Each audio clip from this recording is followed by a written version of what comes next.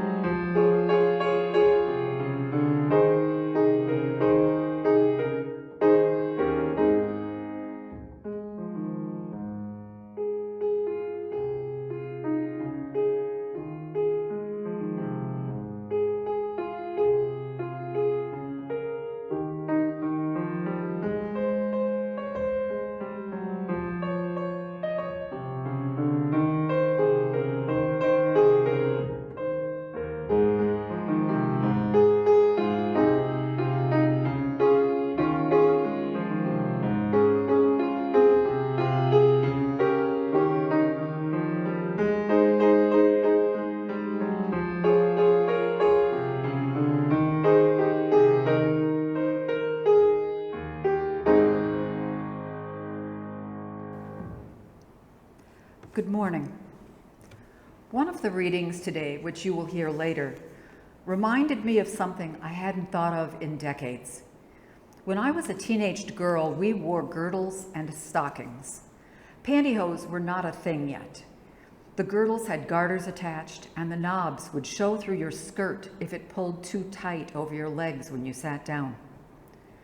Over time, I went to university and graduate school, and pantyhose came into use. I worked for IBM in the 1970s and 80s, a time when work dress was still somewhat formal, at least for the few women, and I found support hose. In spite of the discomfort of wearing pantyhose all the time, there were benefits. One more layer in cold Minnesota winters, and the reduced likelihood of eventual varicose veins among them. It's a small story, but it reminds me that our stories are important to cultural memory. It is too easy for us to forget that each of us has a unique story.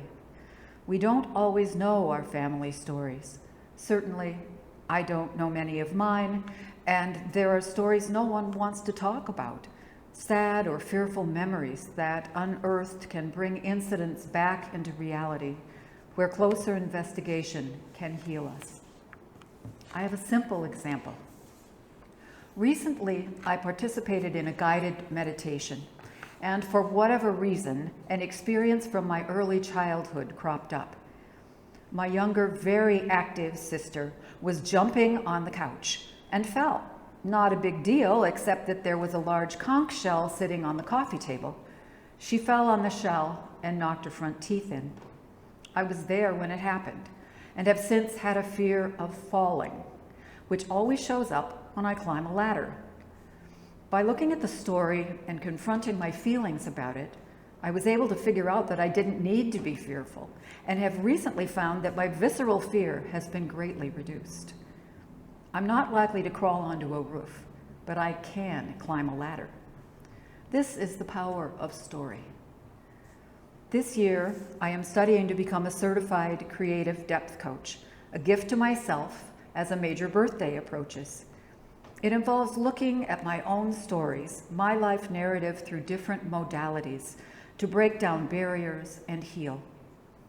Each of our stories is important, and bringing them into the light can help the healing process.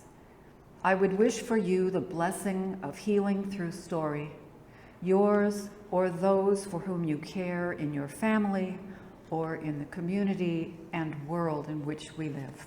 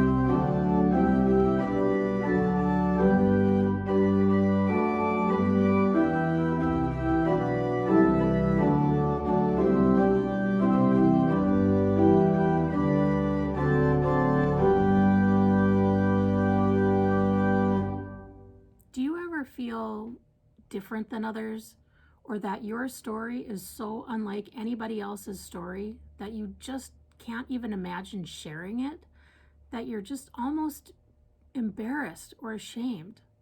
Well, I'll tell you right now, that is how Solway feels in this book, and we'll see how it ends up for her.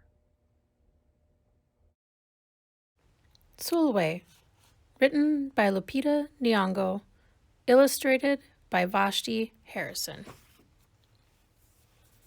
Solway was born from the color of midnight. She looked nothing like her family, not even a little, not at all. Mama was the color of dawn. Baba the color of dusk. And Mish, her sister, was the color of high noon. Hardly anyone at school looked like Solway either. People gave her sister Mish pet names like Sunshine and Ray. People gave Solway names like Blackie and Night. Solway felt hurt every time. So she hid away while her sister made lots of friends. Solway dreamed of being the same color as her sister. She wanted real friends too. So she got the biggest eraser she could find and tried to rub off a layer or two of her darkness. And that really hurt. She would creep into her mama's room and help herself to makeup. Oh no, she would hear about this from Mama.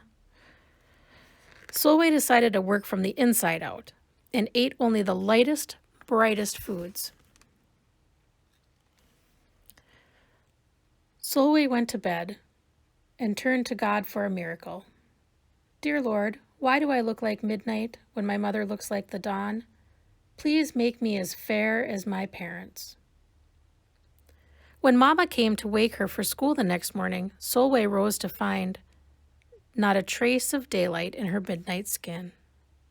Solway told Mama everything. Mama said, "What is your name?" "Solway," she muttered. "And what does it mean?" "Star," Solway whispered. "Brightness is not your skin, my love. Brightness is just who you are. As for beauty, well, you are beautiful to me, but you can't rely on what you look like to make you feel beautiful, my sweet. Real beauty comes from your mind and your heart. It begins with how you see yourself, not how others see you." How could she, as dark as she was, have brightness in her? How could she have beauty when no one but her mother seemed to see it? How could she be a star? That night, a shooting star appeared at Solway's window. "The night sent me," the star said. "Come with me." Solway hopped onto the star and off they went. The star began a tale. Long ago, in the beginning of time, there was night and day. They were sisters. The sisters loved each other very much, but people didn't treat them the same. People gave day pet names like Lovely and Nice. People gave night names like Scary and Bad. Well, Night got fed up and walked right off the earth. Day stayed behind and enjoyed making everybody happy in the sun. But then the day grew too long. Day began to really miss her sister. So did everyone else. There had to be a way to get her back. So Day set off to find Night. "I miss you," said Day. "I miss you too, but you don't know what it's like to be treated badly for being dark." "You're right, I don't. But what I do know is that we need you just the way you are. Come and see." Night returned and the people rejoiced. We need the darkest night to get the deepest rest. We need you so we can grow and dream and keep our secrets to ourselves. The stars chimed in. Brightness isn't only for daylight. Light comes in all colors, and some light can only be seen in the dark. Day told her sister, "When you are darkest is when you are most beautiful. It's when you are most you." Could it be that Night did not need to change? Now that Night and Day were back together, a little bit of Night returned to Day in the form of shadows, and a little bit of Day returned to Night in the form of moonlight. "You see," the stars explained, "we need them both. Their sunniest days and their darkest nights, and every shade between. Together they make the world we know, light and dark, strong and beautiful." Solway rose the next morning beaming. There would be no hiding any more. She belonged out in the world, dark and beautiful, bright and strong. And if she ever needed a reminder of her brightness, she could look up at the sky on the darkest night to see for herself. And Solway felt beautiful, inside and out. So if you ever do feel like your story is just so different that you're almost embarrassed by it, that is the exact moment that you should share your story. More likely than not, there's somebody waiting to hear your story so they know that they aren't the only ones either. It is in the power of sharing our stories where we get our strength.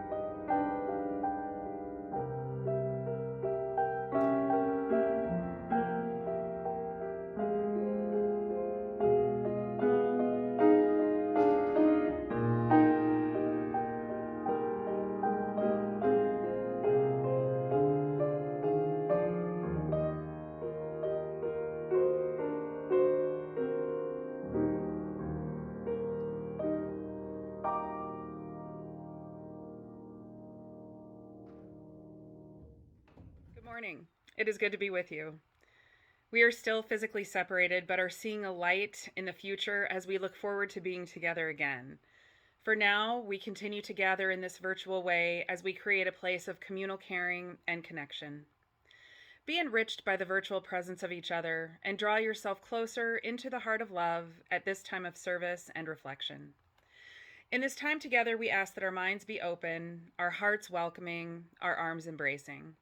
Here, we honor all who support us in this caring, loving, and all-inclusive ministry. We send gratitude to Diane Clausen and Joyce Wood, serving as our caring coordinators for the last 2 weeks, arranging care for our members and friends in need. Marianne Hakama will take over for the next 2, and we thank her for that. The members of our caring committee are wonderful examples of our compassionate community, holding us up as we go through challenging and happy times. And during this time of increasing needs in our lives, we encourage you to reach out for support if you are experiencing challenges. Many of us may need additional care, whether it be personal pastoral care, grocery delivery, or an errand run. And we encourage you to reach out to Reverend Luke or myself with that request. We thank all of you who have served our congregants in these ways over the last months. In this community, we share pieces of our lives with one another. We do this because each person here has value. Each person's experience matters. We lift up those whose lives are experiencing illness, sadness, or loneliness. May the strength and love in our congregation help guide you. We revel in those who are experiencing joys in their lives. May their happiness lift us all, and may their joy filter into all around them. May all of us find love, hope, joy, and healing strength in our community. This morning, we hold the Reverend Dillman Baker Sorrells, Minister Emerita of this church, close in our hearts today. Dillman's husband, Bob, passed away this last weekend where they live in Clemson, South Carolina. Dillman shared that his death was as gentle as it could be, and she has been surrounded by much love from family and friends, including what she calls many mini wakes and small gatherings with loved ones in these tender days. We hold Bob's memory and his family in our loving care and embrace. As we round the corner of uncertainty with the anticipation of a return to a new normal, please make the commitment to focus on reaching out to all of those around us to let them know we are still here, still holding and supporting them. Cards and phone calls and socially distanced visits can help to lift up those that you love. We encourage you all to support our community and local businesses as they safely reopen. May the faith and the spirit of life, love for the community of earth, and love for the light in each other be ours now and in all the days to come. I invite you to take a deep breath. Breathe deep the breath of life. Feel below you the earth and its ancient turning, above you the sky and the stars shining with their ancient light, holding you here between, in this moment, this breath, right here and now. I invite you into this time of meditation, this time of prayer, first by sharing silence together.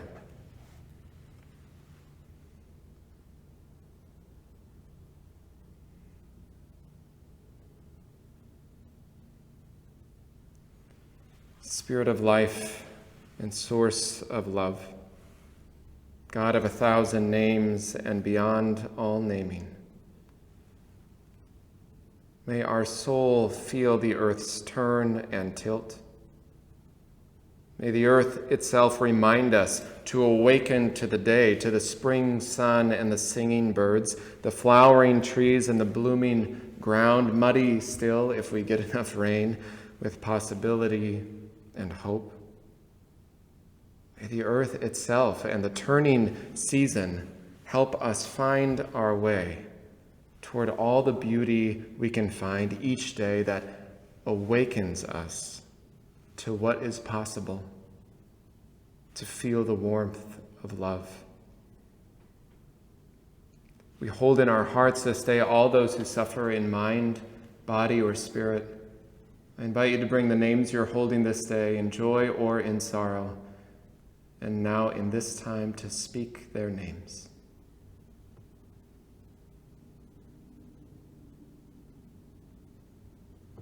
For all those names, spoken, unspoken, may we be forever grateful for the fabric of love and life that weaves us together.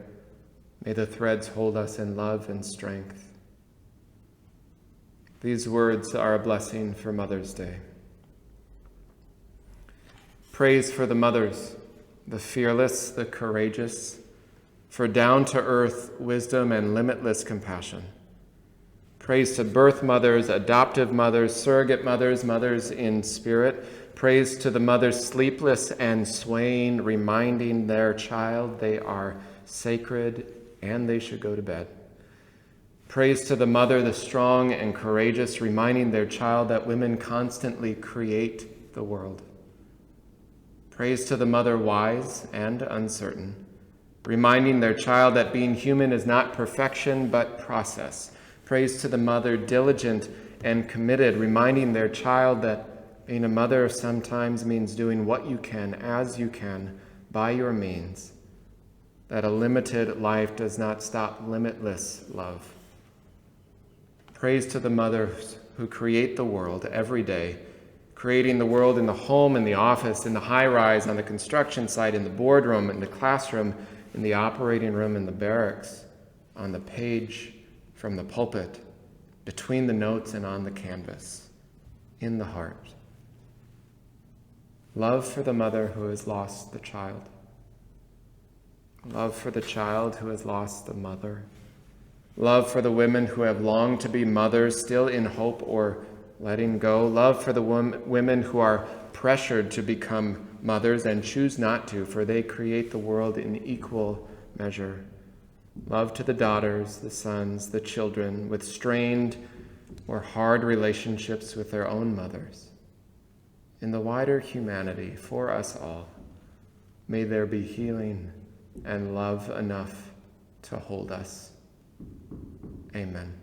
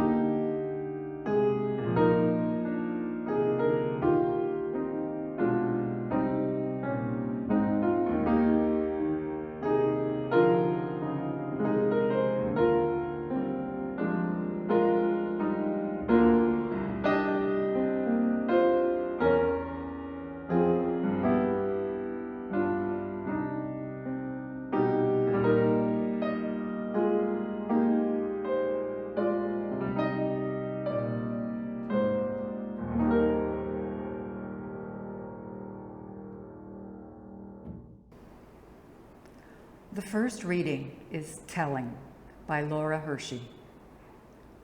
What you risk telling your story. You will bore them.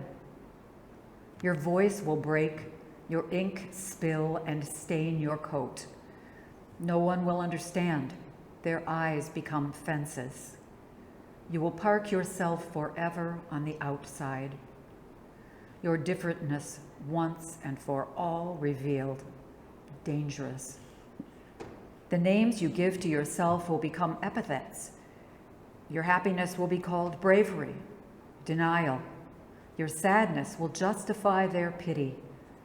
Your fear will magnify their fears. Everything you say will prove something about their God or their economic system. Your feelings that change day to day, kaleidoscopic, will freeze in place. brand you forever, justify anything they decide to do with you. Those with power can afford to tell their story or not. Those without power risk everything to tell their story, and must. Someone, somewhere will hear your story and decide to fight, to live and refuse compromise. Someone else will tell her own story, risking everything. The second reading is Girdle by Connie Wanek. In our teens, we all bought girdles with rubber knobs to hold up our stockings. We wiggled into them our foundations. So many things that look absurd from a distance that people still take seriously, like whether there's a heaven for pets. Whatever happened to my girdle? One day, I peeled it off for the last time, and all hell broke loose.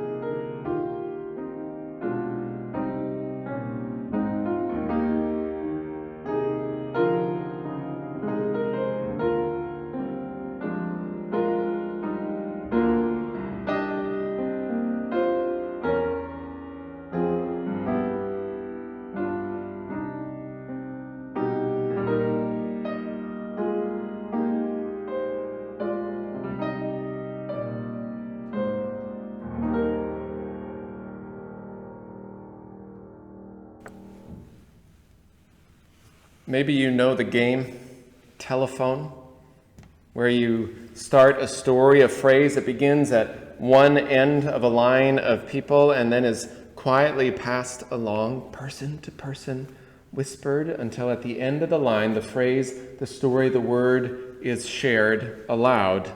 And so often, and this is kind of the point, it changes. Sometimes unrecognizably so, sometimes ridiculously so, where all the truth, all the imagery, all the reality of what was said at the beginning is gone, decimated. Each person was meant to hold the story, to pass it on, and it changes, almost always. And when it doesn't, it's a weird miracle. There must have been something awry. Sometimes it feels like that, to tell your own story, whatever it might be, does it not?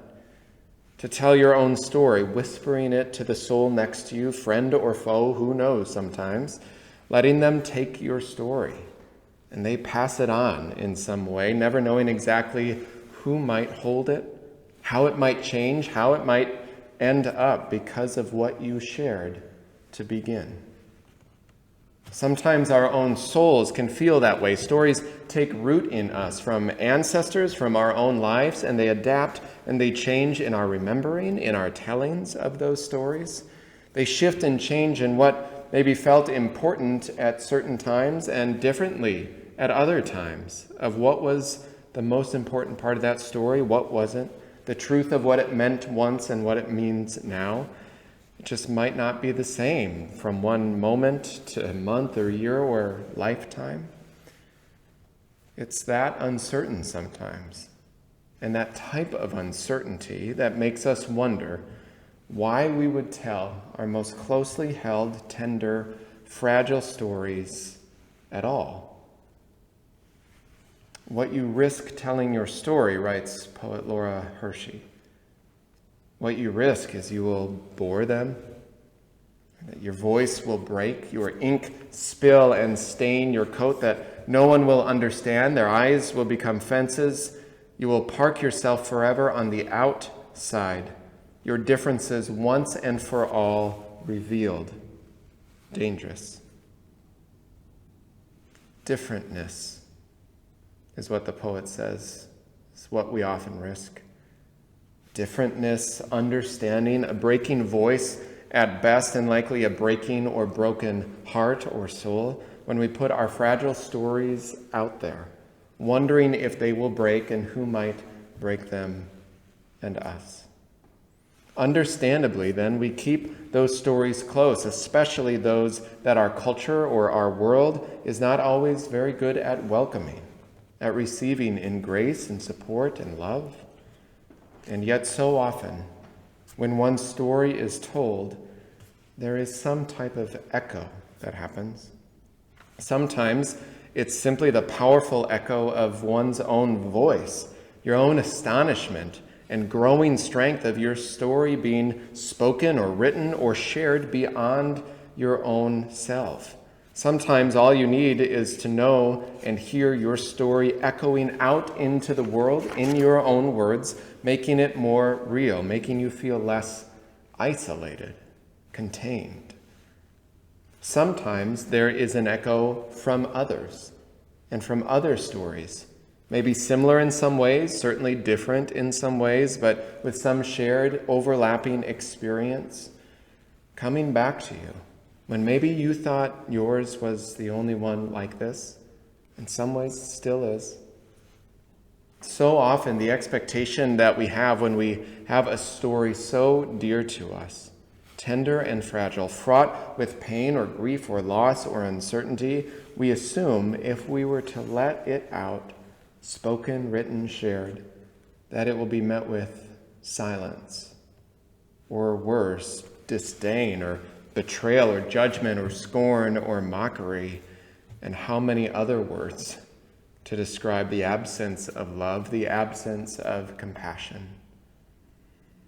We so often assume or fear that our stories will be received by rigidity, like yelling in the middle of some deep valley surrounded by jagged cliffs on every side, and our stories, fragile and tender, will be tossed out between the cold and callous echoes, where all that seems to happen is our story bouncing off harshly from one surface to another, landing back in our hearts only more broken than how it left us, more shattered, more harmed by how it's been received, how retribution has come back in whatever form.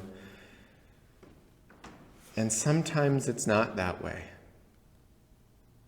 What if, and maybe you've experienced this, maybe you can imagine it, like a bright spring day filled with fresh air and blue sky and a still slightly muddy, soft earth where grasses begin to blow and wave in the midst of prairie.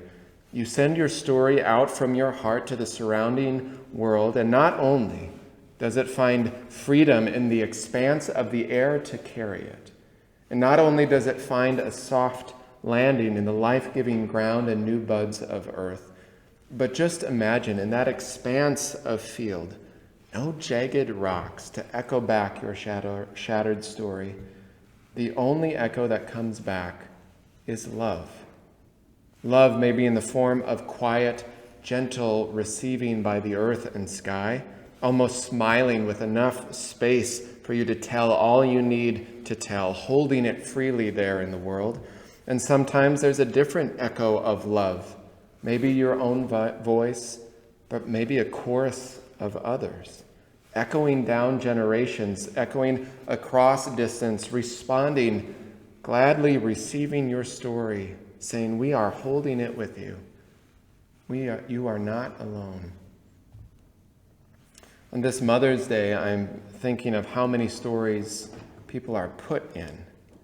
Many oppressed and marginalized people, including women, these figurative and sometimes literal girdles, like the poet writes, meant to constrict identity and narrowly, literally, defining worth and beauty of what can be shared and what can't.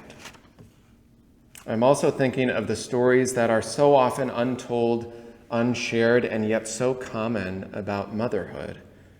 Some of those stories are about broken or strained relationships, which makes this a difficult or at least complicated day. Some of those stories are about loss or grief at mothers of family or mothers of choice, which makes this a difficult or at least complicated day. Some of those stories are about infertility and loss and struggle and agony to become a mother, which can make this a difficult or at least complicated day.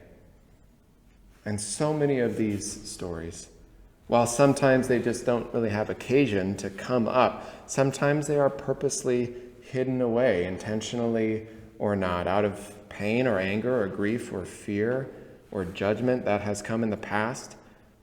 Sometimes it's difficult to hold frustration about someone else's joy or ease in becoming a mother or having children when it isn't easy for someone else, about all the ways that one feels or is blatantly told that how they are mothering is somehow deficient or wrong, about birthing practices, about bottle or breastfeeding, about sleep practices, and 1,000 other ways it can feel like to fail or miss the mark.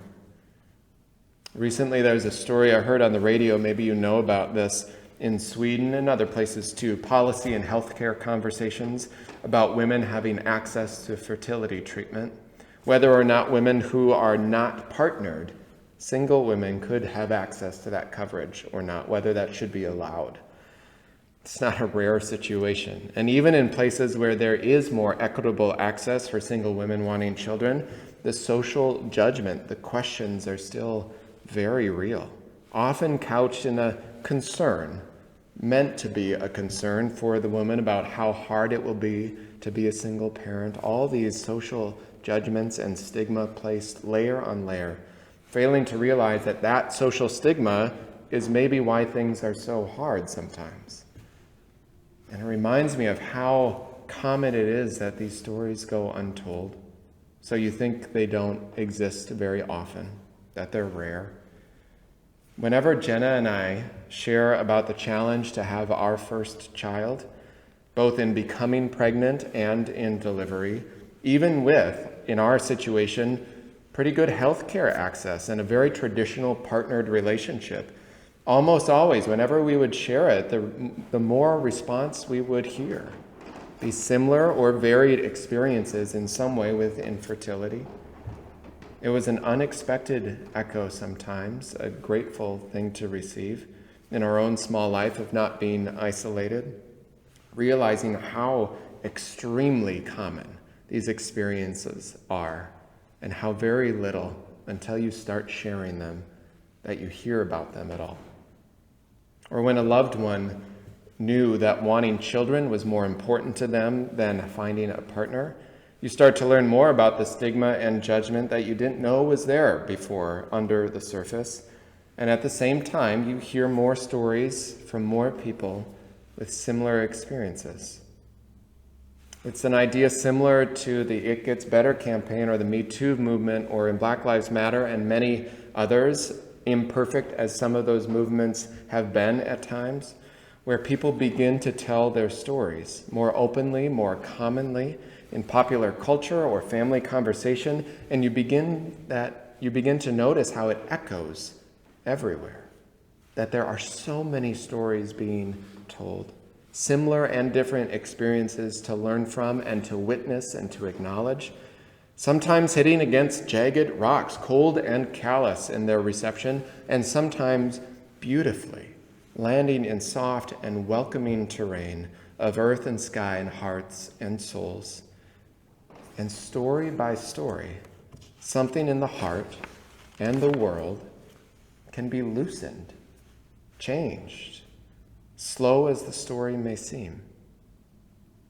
So many things look absurd from a distance, writes the poet Connie Wannick, that people still take seriously. One day I peeled it off for the last time, she writes, and all hell broke loose. What hell are you ready to have break loose, break apart? What story have you told or do you need to tell in whatever way it needs to be told, to witness it in your own words and heart, telling only yourself, perhaps, so that you believe it is true and real, or sharing it beyond your own soul to the wider echoes of ancestors or the loving embrace of friends? What stories are ready to break loose? What stories do you need to pay attention to in your own soul and from those of others, to be held by the soft spring earth, by the gentle souls who will catch it with grace? What story does your heart, just now, need to be shared beyond its borders, and trust that where you might least expect it, it may just land in love.